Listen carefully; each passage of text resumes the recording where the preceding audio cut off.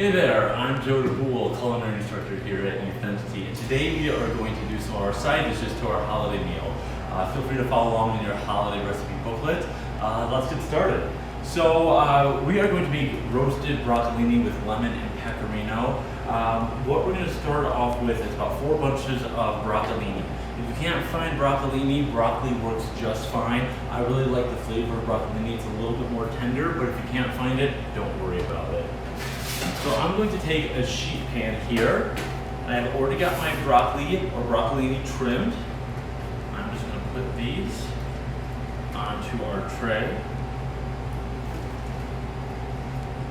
And I have my oven preheated to 400 degrees. Now that might seem a little bit high, but what I want is I want these to stay a little bit crisp after they come out, and I would like there to be a little bit of char on the florets. I think it gives it a nice robust flavor.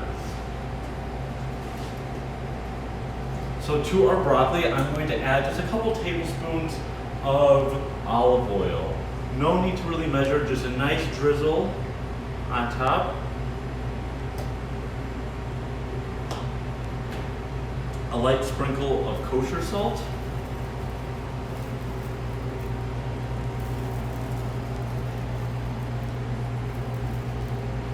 And a little bit of freshly cracked pepper.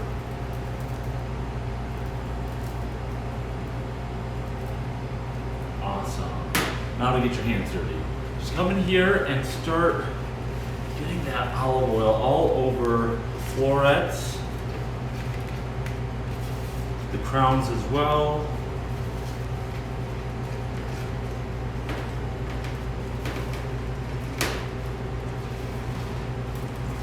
Just so that they nicely brown evenly all over.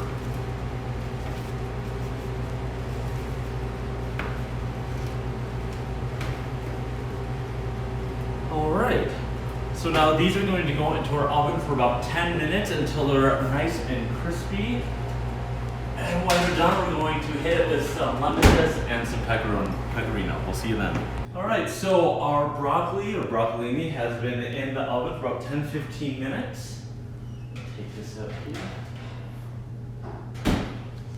And as you can see, they're still nice and bright green with a little bit of char on the florets here. That's what we're looking for. The contrast between the crispy florets and the lemon really add a nice flavor. So before we plate these up, I'm going to sprinkle this liberally with pecorino, or if you can't find pecorino, Parmesan works just fine.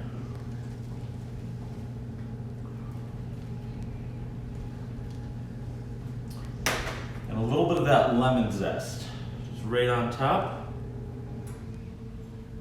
And now I'm going to pop this back in the oven for just a couple more minutes just to crisp up that cheese and let the oils and that lemon zest really become fragrant, and I'll be ready to plate. Welcome back. We've missed you. Now we are going to get started on our maple glazed carrots. First we're going to start off with some baby heirloom carrots, usually with the greens. And I've saved the greens here because instead of throwing them away, if you rinse them really well, they actually make for a great salad. Just a little bit of lemon juice, a little bit of olive oil, salt and pepper, and it's just a nice way to brighten up any dish. So I like to keep them in a little bit of water and they'll last for a few days in the fridge. So I peeled my carrots here, and I've got about 2 tablespoons of butter. What I'm going to do is I am going to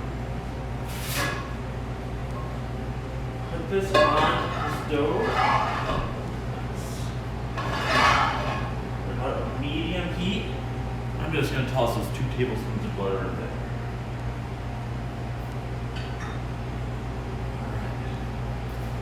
And also I have 2 cups of unsalted chicken stock. I have the zest of 1 lemon. In your recipe booklet, it says the zest of 1 orange. I really like the flavor of the orange. If you don't have an orange on hand, don't worry, no need to run to the store. If you have a lemon, that works just fine. We're just looking for a little bit of acidity and brightness to lighten up the flavor that comes with the maple. We've got about half a cup of good maple syrup, and then we have 1 bunch of dill here that we'll be adding when we finish our carrots. Now the reason why I have unsalted chicken stock is because if you get the salted chicken stock, ultimately when the glaze reduces, it's going to concentrate that sodium flavor, and ultimately you're going to end up with a salty dish, and we really don't want that. So this helps you get a little bit more control over the salt content in your carrots. So this is just starting to melt a little bit,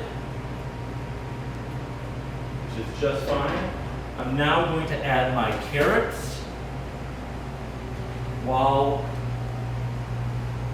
the butter continues to melt.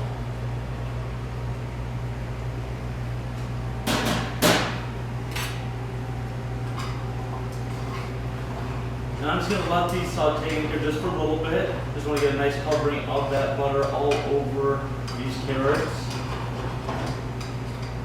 And turn this up to about a medium high. And we're well on our way to make our maple glazed carrots. Alright, so now that my butter has melted and I've got a nice coating of that butter on my carrots, I'm now going to add my 2 cups of unsalted chicken stock.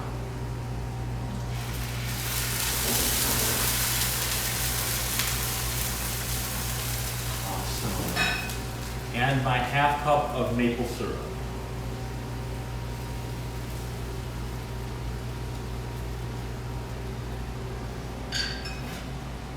Now I'm just going to stir this a little bit to combine the chicken stock and the maple syrup. And we're just going to let that go. And as that reduces, it's going to thicken up. It's going to glaze our carrots really nicely. After that, just a little bit of salt, pepper, lemon, and dill, and we will be ready to eat. All right, so our carrots have been sauteing for about 10-15 minutes at about medium high to really reduce that chicken stock and that maple syrup to get a really nice glaze. But before we take it off the heat, what I'm going to do is I'm going to add the zest of our lemon, or if you prefer orange.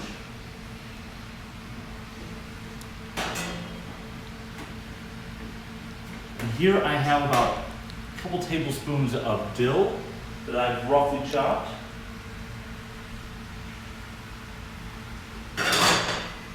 And I'm just going to go over here, I'm just going to mix it up so they all get nicely coated.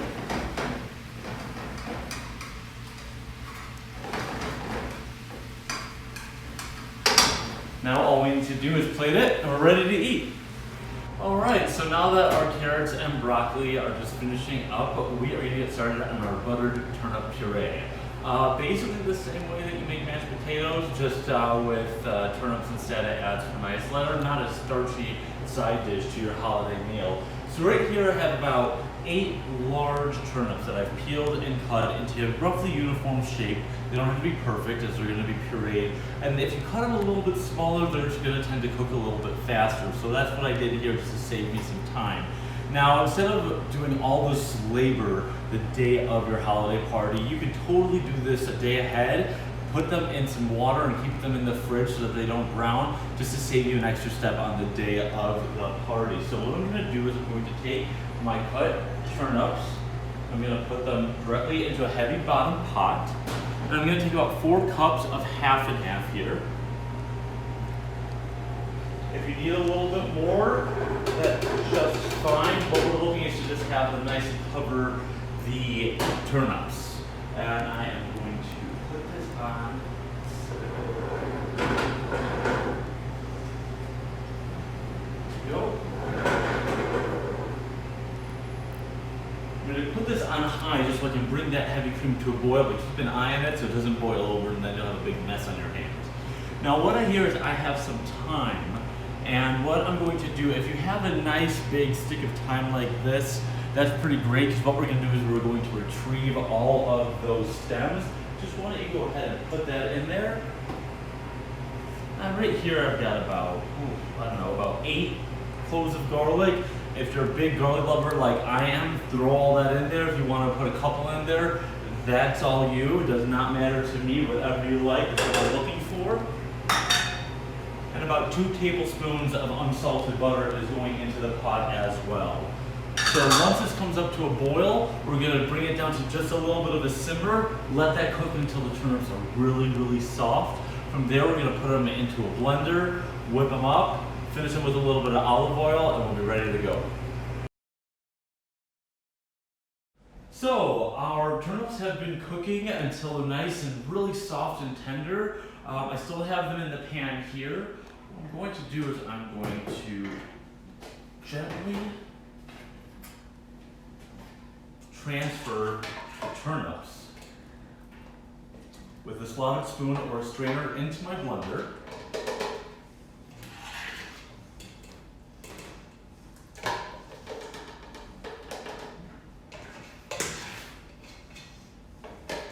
And I've removed my thyme and the stems. Definitely want to blend those up into a puree.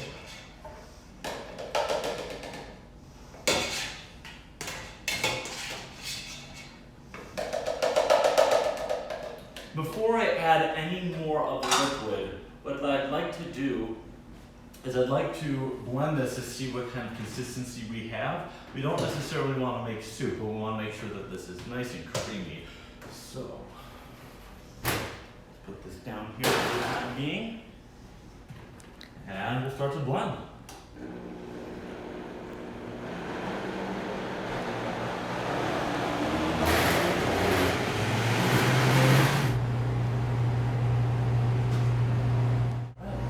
And there you have it, 3 delicious sides to go with your holiday meal. We have our maple glazed carrots, our roasted broccoli, and our turnip puree. Just to finish off the broccoli, I'm just going to add a little drizzle of olive oil, get a little bit more moisture, and a little bit more Parmesan cheese. Great way to get the kids to eat their greens. And who doesn't love cheese?